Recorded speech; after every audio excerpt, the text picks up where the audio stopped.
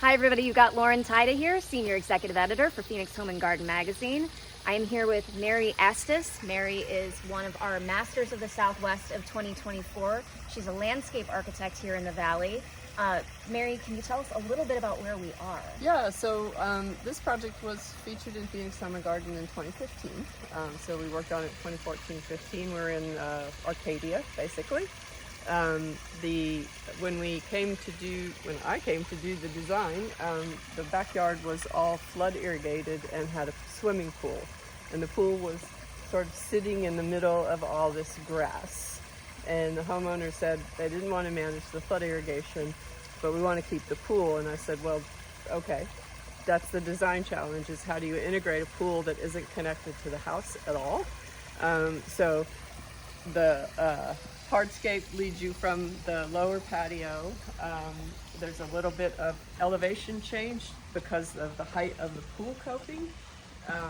So I designed in these very subtle steps, and I think that the elevation change starts to define the spaces, that this is different from this, which is different from that, and here. The paving here is kind of a commercial grade paver. Most homeowners wouldn't have access to this. It's a large format. It's made locally, manufactured here in the Valley. And you see it on commercial projects, but you don't see it on residential projects very much. And so it was fun to be able to use that in an interesting way, where you change the direction of the pattern, you pull them apart. That helps with drainage. It's a subtle little detail where things don't touch, so that when it does rain, there's a place for the water to go. Mm-hmm. This fountain over here is pretty cool too. Can you tell us a little more about that? Yeah, so that fountain we purchased at Green Goddess up on Bell Road. It is made of river stones set on edge. They set it up to be a water fountain. It could be a pot for a plant, but it would also be a water fountain.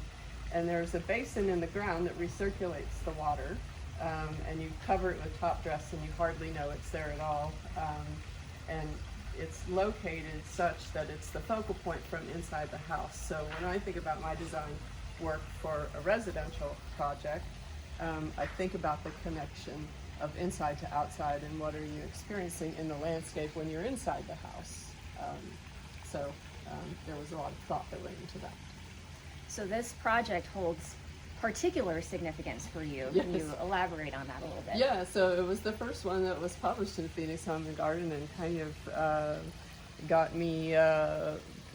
the attention of the magazine for the work that I do. And at the time I was on my own, working out of my home. And since then I've joined Norris Design, and I work on these types of projects, but I also work on much larger projects where I'm working on a 13-acre site of 300 apartment units, or an entire community in downtown Phoenix where we did a big master plan for some affordable and market rate housing, some new park space. It's been a really cool project to work at that scale. So the scale of the work can be as intimate as this, but as significant as a master plan. So sustainability is also important to you. How do you incorporate some of those things into your landscapes? Well, when I think about a residential project, I think part of the sustainability is about water management and the elegant management of water.